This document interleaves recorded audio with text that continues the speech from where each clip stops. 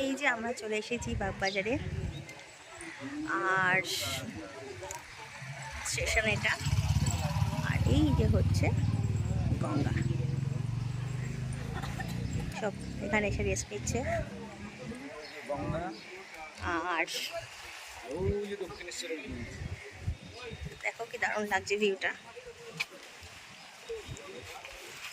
গঙ্গা তো সবসময় সুন্দর, নতুন করে কিছু বলার নেই। এখানে জাস্ট এসছি আমরা হাওয়া খেতে, মানে ওখানে বসার জায়গা নেই, সেই কারণে এখানে সবাই রেস্ট নিতে এসেছি।